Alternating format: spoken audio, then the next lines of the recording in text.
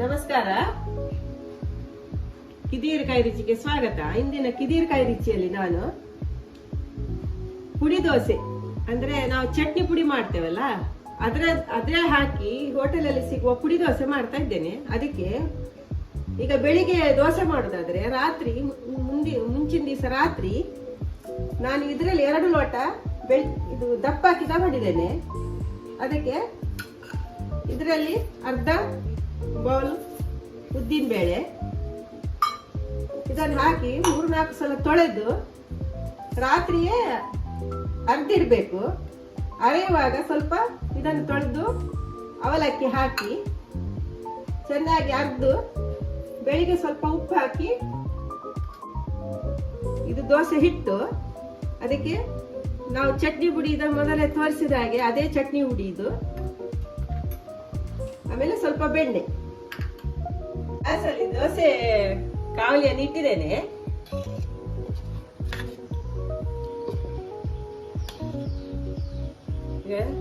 ಈ ತರ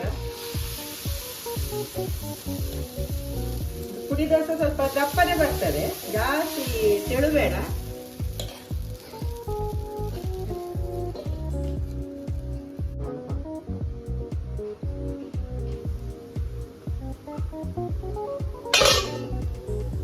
ಈಗ ಈ ಟೈಮಲ್ಲಿ ಸ್ವಲ್ಪ ಬೆಣ್ಣೆ ಹಾಕೊಳ್ಳುವ.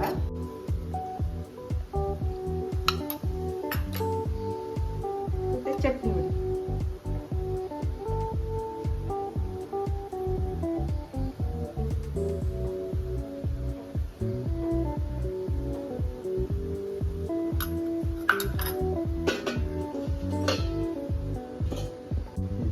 ಹೀಗೆ ಹುಡಿಯನ್ನು ಹಾಕೊಂಡಿರ್ಬೇಕು.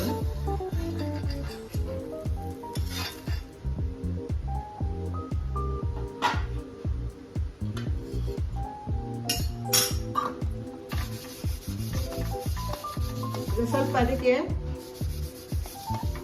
ತೆಂಗಿನ ಜುಟ್ಟು ಯಾವ್ದಾಗ್ತದೆ, ಈಗ ಬ್ರಷ್ ಎಲ್ಲ ಇರುತ್ತಲ್ಲ ಅದ್ರಲ್ಲಿ ಕೂಡ ಆಗ್ತದೆ. ಪ್ಲಾಸ್ಟಿಕ್ ಎಲ್ಲ ಅಷ್ಟು ಒಳ್ಳೇದಲ್ಲ, ಹಾಗಾಗಿ ನಾನು ತೆಂಗಿನ ಜುಟ್ಟನ್ನು ಉಪಯೋಗಿಸ್ತೇನೆ. ಅದು ಎಣ್ಣೆ ಸವರ್ಲಿಕ್ಕೆ ಒಂದು 2 ಚಮಚ ಹಾಕೊಂಡು ಮುಚ್ಚಳ ಮುಚ್ಕೊಳ್ಬೇಕು.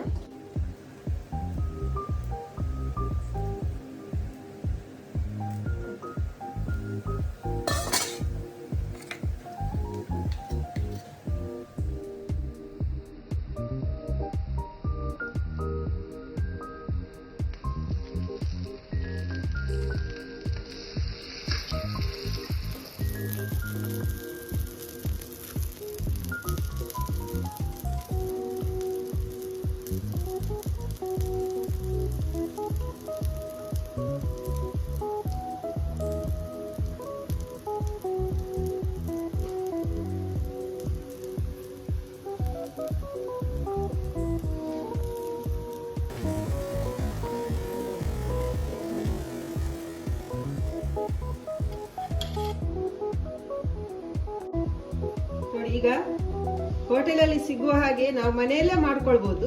ಪುಡಿ ದೋಸೆ ರೆಡಿ ಆಗಿದೆ. ಈಗ ಮಕ್ಕಳಿಗೆ ಖಾಲಿ ದೋಸೆ ಡಬ್ಬಕ್ಕೆಲ್ಲ ಟಿಫಿನ್ ಡಬ್ಬಕ್ಕೆಲ್ಲ ಕೊಡುವಾಗ ಖಾಲಿ ದೋಸೆ ಆದ್ರೆ ಸ್ವಲ್ಪ ಅದು ನಾರಿನ ಹಾಗೆ ಗಟ್ಟಿ ಆಗ್ತದೆ, ಹಾಗಾಗಿ ತಿನ್ನುವುದಿಲ್ಲ. ಹೀಗೆ ಚಟ್ನಿ ಪುಡಿ ಹಾಕಿ ನಾವು ಬೆಣ್ಣೆ ಎಲ್ಲ ಹಾಕಿ ಕೊಟ್ರೆ ಮಕ್ಕಳ ಡಬ್ಬಕ್ಕೂ ಟಿಫಿನ್ ಬಾಕ್ಸಿಗೂ ತುಂಬಾ ಒಳ್ಳೆದಾಗ್ತದೆ. ವೀಕ್ಷಕರೇ, ನೀವು ಮನೆಯಲ್ಲಿ ಈ ತರ ಪುಡಿ ದೋಸೆ ಮಾಡಿ ಹೇಗಾಗಿದೆ ಅಂತ ನನಗೆ ಕಮೆಂಟ್ ಮಾಡಿ ತಿಳಿಸಿ.